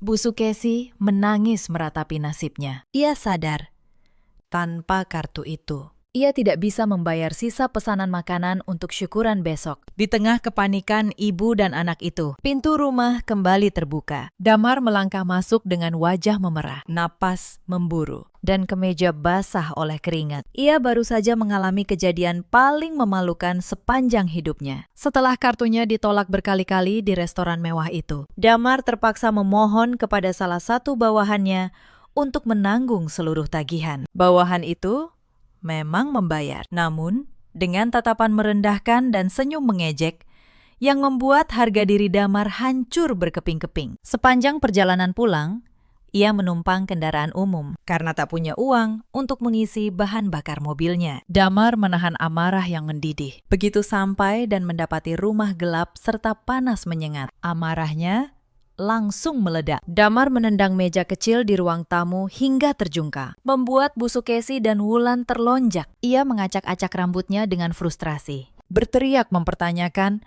mengapa rumah ini seperti neraka. Bu Sukesi dengan terbata-bata menjelaskan bahwa listrik mati karena pulsanya habis, dan ia tidak bisa membeli pulsa baru karena kartunya ditahan mesin. Mendengar itu, otak Damar mulai merangkai kepingan kejadian hari ini. Kartu belanjanya yang diblokir, kartu ibunya yang ditelan mesin, pulsa listrik yang tiba-tiba habis, internet yang terputus. Hanya ada satu orang yang punya kuasa penuh atas semua itu. Hanya ada satu orang yang mampu memutus seluruh urat nadi kehidupan keluarga ini dalam sekejap. Orang itu adalah perempuan yang semalam mereka usir dengan penuh kesombongan. Kesadaran itu menghantam Damar dengan keras. Ia segera merogoh saku, mengeluarkan ponsel dengan tangan gemetar. Ia mencari nomor saya, lalu menekan tombol panggil. Suara nada sambung terdengar lambat, menambah ketegangan yang merayap di ruang tamu yang gelap. Bu Sukesi mencengkeram lengan putranya, menyuruh Damar menyalakan pengeras suara agar ia bisa ikut bicara. Wulan dan Bagas berdiri di ambang pintu kamar, mengamati adegan itu dengan tatapan cemas. Mereka semua tiba-tiba menyadari betapa bergantungnya hidup mereka pada perempuan yang selalu mereka anggap rendah. Malam itu,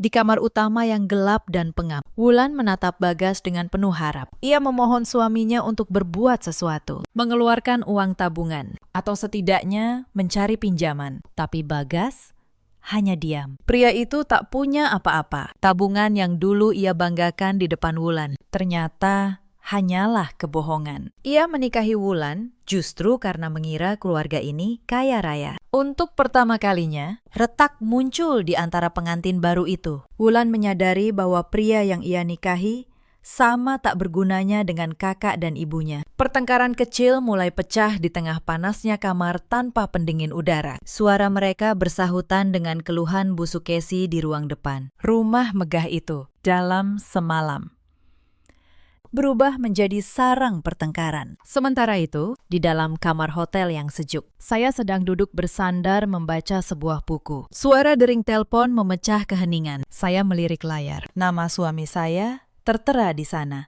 berkedip-kedip meminta perhatian. Saya biarkan telepon itu berdering hingga hampir mati, menikmati setiap detik kepanikan yang pasti sedang dirasakan pria di ujung sana. Tepat sebelum panggilan terputus otomatis, saya angkat. Saya tidak mengucapkan salam. Saya hanya mendengarkan suara napas tergesa-gesa dari seberang. Lalu, terdengar suara rebutan. Rupanya, Bu Sukesi merampas telepon dari tangan putranya. Wanita tua itu berteriak dengan nada tinggi, mencampur marah dan panik. Beraninya kau melakukan ini. Kenapa semua kartu diblokir? Kenapa listrik mati dan rumah ini panas? Kau sengaja mau membuat kami menderita. Kirim uang sekarang juga, detik ini. Atau aku akan mencari ke tempat kerjamu. Alih-alih merasa terancam, Saya justru tersenyum lebar. saya tutup mulut menahan tawa. Namun akhirnya, tawa itu meledak juga. Suara tawa saya terdengar lepas, namun sangat dingin. Saya tertawa cukup lama. Membiarkan mereka di seberang sana mendengarnya. Saya menikmati penderitaan mereka. Setelah tawa saya mereda, Saya memperbaiki posisi duduk. mata saya menatap lurus ke pemandangan kota di luar jendela dengan suara yang sangat tenang, namun penuh bisa. Saya memberikan jawaban yang akan selalu terngiang di telinga keluarga itu. Bukankah semalam ibu sendiri yang mengusir mesin pencetak uang ini? Bukankah ibu yang bilang tidak ingin melihat saya lagi di rumah itu? Saya berhenti sejenak, lalu melanjutkan. Perlu ibu ingat, Rumah itu berdiri dan menyala karena uang saya. Semua makanan yang masuk ke perut kalian dibeli dengan keringat saya. Mintalah uang pada anak laki-laki ibu yang gengsinya setinggi langit. Atau mintalah pada menantu baru ibu yang gagah berani merebut kamar saya. Selamat menikmati rumah yang gelap. Bu, dan jangan pernah menghubungi saya lagi. Tanpa menunggu bantahan, saya tekan tombol merah. Panggilan terputus dengan bunyi klik singkat. Saya segera membuka pengaturan ponsel. Saya blokir nomor damar, Bu Sukesi, Ulan, dan semua kerabat suami yang mungkin ikut campur. Lalu, saya letakkan ponsel, Menghela napas panjang. dan merasakan kedamaian yang luar biasa mengalir ke dalam tulang-tulang saya. Sementara itu, di rumah Pondok Indah, Penderitaan mereka justru bertambah. siang itu, sebuah mobil box dari penyedia catering tiba di depan rumah. Mereka datang menagih Sisa pembayaran pesanan syukuran yang sudah terlanjur Bu Sukesi pesan kemarin. Di depan para tetangga yang mulai berkerumun, petugas catering itu menuntut pelunasan dengan suara keras. Bu Sukesi tak punya uang sepeser pun. Wajahnya yang biasa terangkat tinggi, kini tertunduk malu. Para tetangga yang selama ini ia banggakan, kini berbisik-bisik, menertawakan keluarga yang 2 hari lalu masih sombong itu. Bu Sukesi mengusir petugas catering dengan kasar, tapi rasa malu sudah menempel di wajahnya. Belum reda satu masalah lain datang.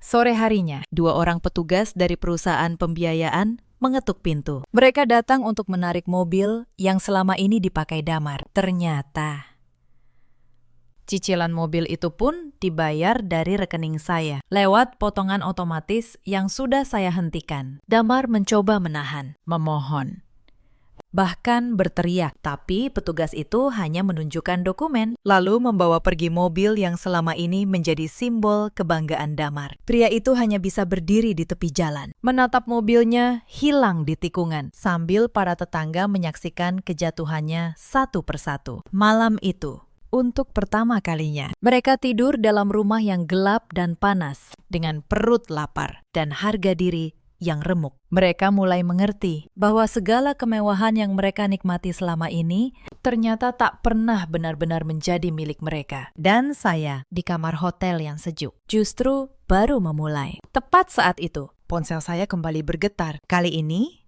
bukan dari keluarga suami, melainkan dari nomor pengacara pribadi saya, Pak Tono. Saya tersenyum tipis. Inilah serangan kedua, serangan yang sesungguhnya. Suara Pak Tono terdengar tenang dan terkendali di seberang. Ia mengabarkan bahwa semua dokumen yang saya minta sudah siap. Surat-surat itu sudah ia urus diam-diam sejak beberapa minggu lalu, sejak saya merasa firasat buruk akan datang. Pak Tono mengingatkan satu hal yang selama ini tidak pernah diketahui keluarga suami saya. Rumah di Pondok Indah itu, sejak awal, hanya tercatat atas satu nama saya.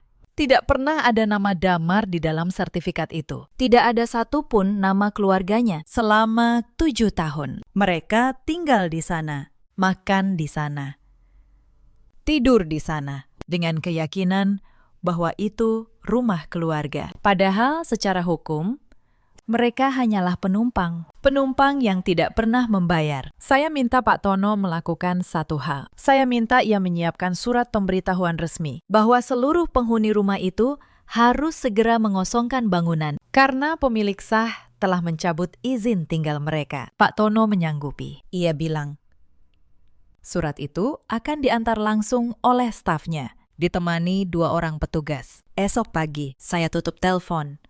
Saya tatap kembali pemandangan kota. Esok pagi, semua akan berubah selamanya. Pagi itu, suasana rumah Pondok Indah masih kacau. Listrik mati, udara pengap. Kulkas yang isinya membusuk mengeluarkan bau tak sedap. Bu Sukesi duduk lemas di sofa. Wulan menangis di sudut kamar. Mengeluh tak bisa mandi, karena air pun tak mengalir. Bagas mengurung diri, kelaparan. Karena tak ada lagi makanan dan tak ada uang untuk membeli. Damar mondar-mandir seperti orang gila. Mencoba menghubungi saya berkali-kali, hanya untuk mendapati nomornya telah diblokir. Lalu, terdengar ketukan tegas di pintu depan. Damar membuka pintu dengan harapan itu saya yang datang membawa uang. Tapi yang berdiri di sana bukan saya, melainkan seorang pria berpakaian rapi, ditemani 2 petugas, membawa map berisi dokumen. Pria itu memperkenalkan diri sebagai staf dari kantor pengacara. Dengan sopan namun tegas, ia menyampaikan maksud kedatangannya. Ia menyerahkan sebuah surat resmi kepada Damar. Damar membaca surat itu dengan tangan gemetar. Wajahnya yang tadinya berharap perlahan berubah menjadi pucat pasi. Bu Sukesi merebut surat itu, membacanya, lalu menjerit tak percaya. Surat itu menyatakan dengan jelas, hitam di atas putih, bahwa rumah yang mereka tempati adalah milik sah Rahayu seorang. Surat itu memerintahkan seluruh penghuni untuk segera mengosongkan rumah dalam waktu 2 kali 24 jam. Ini tidak mungkin, teriak Bu Sukesi. Ini rumah keluarga. Ini rumah anak saya. Staf pengacara itu hanya menggeleng tenang. Ia menjelaskan bahwa di dalam sertifikat tidak pernah ada nama Damar. Tidak pernah ada nama siapapun selain Rahayu. Secara hukum, mereka tidak memiliki hak apapun atas bangunan itu. Damar terduduk di lantai. Tubuhnya lunglai. Baru sekarang ia mengerti betapa fatal kesalahan yang ia lakukan. Ia telah ikut mengusir satu-satunya orang yang menjadi penyangga seluruh hidupnya. Ia mengusir pemilik tanah tempat ia berpijak. Wulan menangis histeris. Bagas, yang merasa tak punya ikatan apa-apa dengan rumah itu, justru diam-diam mulai memikirkan jalan keluar untuk dirinya sendiri. Hari berganti.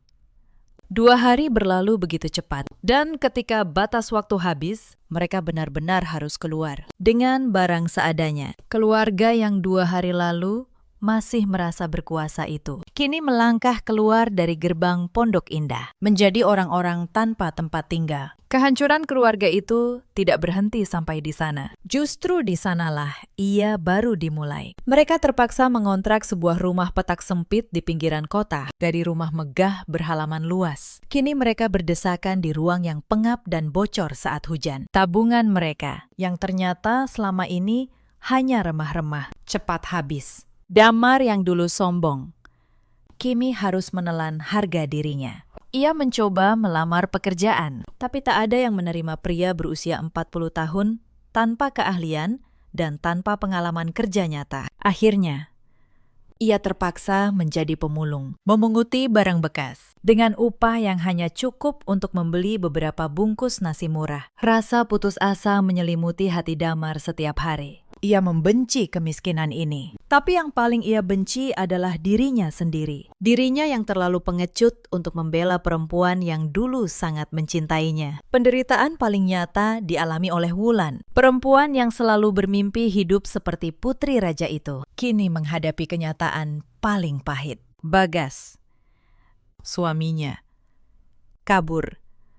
Pria itu mencuri seluruh perhiasan Wulan, lalu menghilang tanpa jejak. Ternyata, sejak awal, Bagas hanya benalu yang menanti kesempatan. Tanpa ijazah tinggi dan tanpa keahlian, Wulan hanya bisa melamar sebagai pelayan dan tukang bersih di sebuah rumah makan yang sibuk. Setiap hari, dari pagi hingga larut malam, ia berdiri berjam-jam dengan kaki bengkak. Ia mengenakan seragam yang kotor oleh cipratan minyak, membersihkan sisa makanan orang lain, dan mengepel lantai yang lengket. Tidak jarang, Wulan dimaki pelanggan yang tak sabar atau ditegur keras oleh pengelola karena kerjanya dinilai lambat.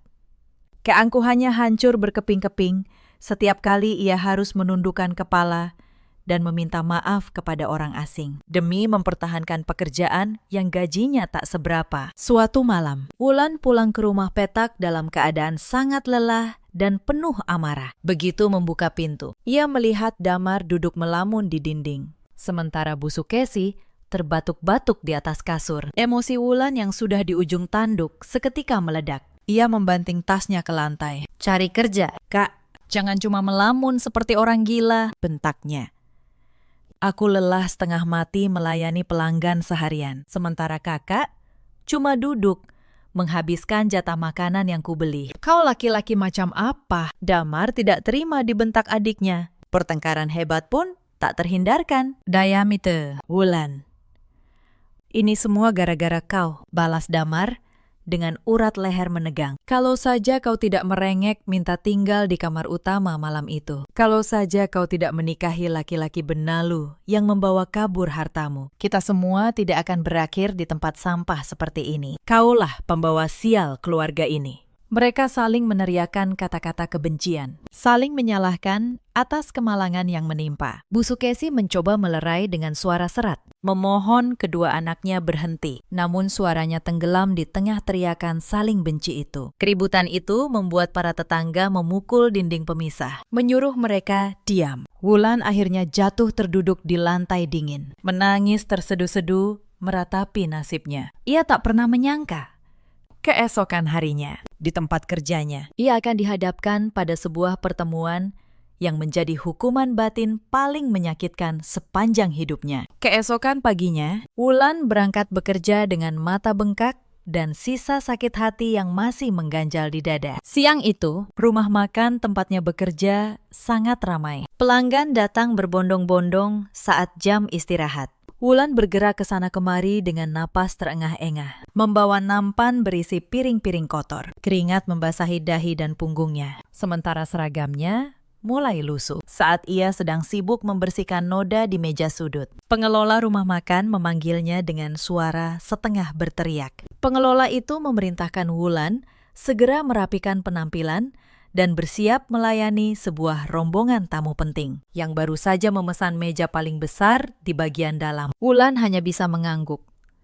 Ia menyeka keringat dengan punggung tangan, lalu berjalan tertatih menuju area itu sambil membawa buku menu. Rombongan tamu penting itu masuk dengan langkah percaya diri, diiringi sapaan hormat dari para penyambut tamu di pintu depan. Mereka adalah sekumpulan petinggi perusahaan, mengenakan pakaian rapi, terlihat sangat makmur. Di barisan paling depan, berjalan sosok pemimpin mereka. Seorang perempuan berhijab yang memancarkan pesona luar biasa. Wulan berdiri di samping meja kosong, menundukkan pandangan, menunggu para tamu mengambil tempat duduk. Namun, ketika perempuan berhijab itu duduk di kursi utama, tepat berhadapan dengan tempat Wulan berdiri, jantung Wulan seakan berhenti berdetak. Ia mengangkat wajah perlahan, dan seketika darahnya terasa menyusut habis dari ujung kepala hingga ujung kaki. Perempuan yang duduk di hadapannya tersenyum ramah kepada rekan-rekannya dengan penampilan teramat anggun. Adalah saya, Rahayu, mantan kakak ipar yang dulu selalu ia remehkan dan ia usir dari rumahnya sendiri. Mata kami bertemu selama beberapa detik. Saya menghentikan sejenak percakapan dengan rekan kerja, menatap ke arah Wulan. Tidak ada keterkejutan di wajah saya, hanya sorot mata yang sangat tenang, namun memiliki daya hancur yang luar biasa. Tangan Wulan mulai bergetar hebat, hingga buku menu nyaris lepas dari genggamannya. Ia ingin berbalik, ia ingin berlari menjauh dan bersembunyi di ruang belakang, namun kakinya seakan menempel di lantai. Ia teringat ancaman pemecatan jika berani meninggalkan tamu penting begitu saja. Dengan sisa keberanian dan rasa malu yang menggerogoti jiwanya, Wulan memaksa diri membagikan buku menu kepada setiap orang di meja. Saat ia meletakkan menu di hadapan saya, Wulan menundukkan kepala dalam-dalam, tak berani mengucapkan sepatah kata pun selama hampir 1 jam penuh. Wulan harus menelan kepahitan yang tak ada ujungnya. Ia mondar-mandir menyajikan berbagai hidangan, menuangkan minuman, dan menuruti setiap permintaan tamu di meja itu. Saya bersikap sangat wajar. Saya berbicara panjang lebar soal urusan bisnis bersama rekan-rekan. Seolah sosok pelayan lusuh yang melayani saya hanyalah angin lalu. Namun bagi Wulan, setiap detik keberadaan saya di sana adalah siksaan batin yang luar biasa. Ia menyadari betapa jauh jarak antara dirinya dan saya sekarang. Saya duduk di tempat yang begitu dihormati, sementara dirinya hanyalah pesuruh yang tak punya nilai. Kenyataan bahwa saya telah memenangkan pertarungan hidup ini dengan telak membuat dada Wulin sesak menahan tangis. Setelah selesai bersantap dan membicarakan urusan pekerjaan, saya meminta nota tagihan. Wulan berjalan mendekat, membawa nampan kecil berisi nota. Tangannya gemetar. Saya mengeluarkan dompet, mengambil beberapa lembar uang bernilai besar, dan meletakkannya di atas nampan. Jumlah itu jauh melebihi total tagihan. Rekan-rekan saya berdiri dan berjalan lebih dulu menuju pintu keluar, meninggalkan saya dan Wulan berdua di dekat meja. Saya perlahan bangkit. Saya rapikan letak pakaian, lalu menatap Wulan dengan senyum tipis. Ambil saja sisa uang kembaliannya untukmu. Kebersihan mejamu cukup memuaskan, kata saya, dengan nada yang sangat lembut, namun menancap tajam bagai ribuan jarum di hati Wulan. Sebelum berbalik pergi, saya menambahkan satu kalimat penutup yang meruntuhkan sisa pertahanan mental adik ipar saya itu. Rajin-rajin bekerja, ya, Wulan. Hidup mandiri itu memang tidak semudah menumpang pada keringat orang lain. Air mata yang sejak tadi ditahan Wulan akhirnya tumpah. Ia menutup wajah dengan sebelah tangan, membiarkan tubuhnya bergetar menahan isak. Sementara saya melangkah tenang meninggalkan tempat itu. Tanpa beban, tanpa penyesalan, melangkah menuju masa depan yang cemerlang. Di saat yang sama, di rumah petak sempit, tempat keluarga Damar berlindung, puncak kehancuran akhirnya terjadi. Malam itu, Damar baru pulang dengan tangan kosong. Setelah gagal mendapatkan upah, memungut barang bekas. Rasa lapar yang melilit perut membuatnya mudah tersulut emosi. Bu Sukesi, yang juga tak bisa menahan lapar, terus mengomel.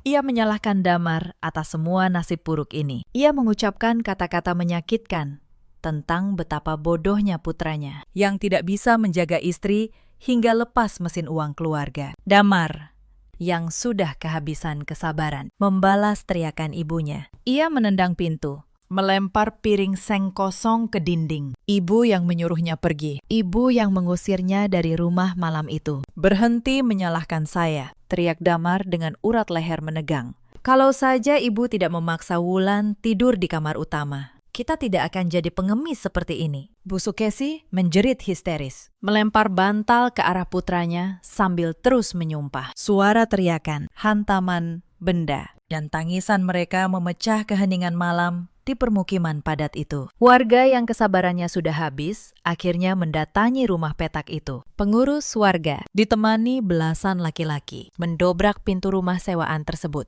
Mereka marah karena keluarga itu tidak hanya belum membayar uang sewa, tetapi juga terus-menerus membuat keributan yang mengganggu lingkungan tanpa rasa kasihan. Pengurus warga menarik lengan Damar dan memerintahkannya membawa ibunya pergi malam itu juga. Barang-barang mereka yang sedikit dilemparkan keluar ke gang yang gelap. Damar hanya bisa menangis pasrah sambil menggendong ibunya yang semakin melemah.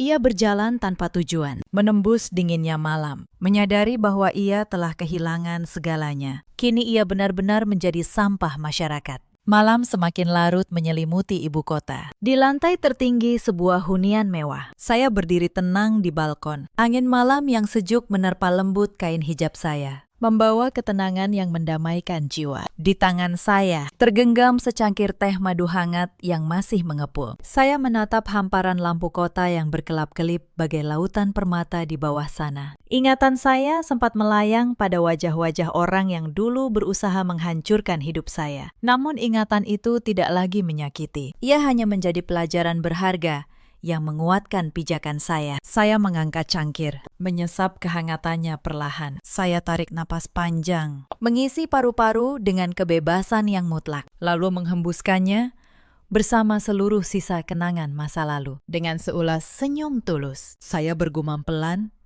memecah keheningan malam. Beberapa orang memang tidak pantas dimaafkan. Mereka hanya pantas ditinggalkan untuk dihancurkan oleh keserakahan mereka sendiri. Saya membalikan badan, melangkah masuk ke dalam ruangan yang terang dan hangat. Saya menutup pintu kaca balkon rapat-rapat dan meninggalkan kegelapan masa lalu untuk selama-lamanya. Cerita ini mengajarkan kita banyak hal. Jangan pernah mengukur nilai seseorang dari seberapa banyak ia diam dan mengalah. Kadang, diamnya seorang perempuan bukanlah tanda kelemahan. Ia hanya sedang menabung kekuatan. Dan jangan pernah menggigit tangan yang selama ini memberimu makan. Karena suatu hari, tangan itu bisa berhenti. Dan kau akan kelaparan oleh keangkuhanmu sendiri. Di luar sana, ada banyak perempuan seperti Rahayu dulu. Perempuan yang bekerja keras, menafkahi keluarga. Namun pengorbanannya dianggap kewajiban yang tak perlu dihargai. Jika kalian salah satunya, ingatlah,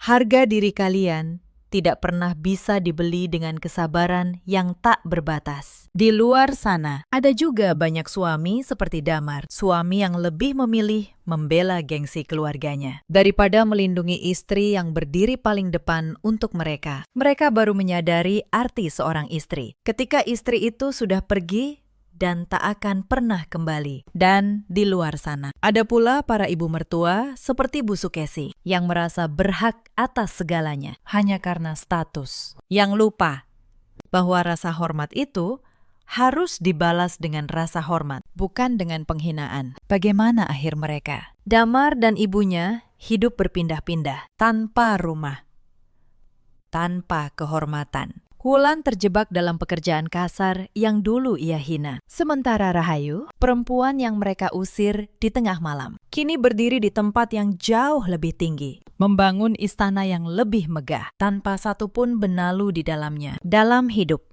kita selalu punya pilihan. Kita bisa memilih untuk menghargai orang yang mencintai kita, atau kehilangan mereka selamanya karena keserakahan. Bagaimana menurut kalian? Apakah yang dilakukan Rahayu sudah benar? Ceritakan pendapat kalian di kolom komentar. Terima kasih sudah menemani sampai akhir. Sampai jumpa di cerita berikutnya.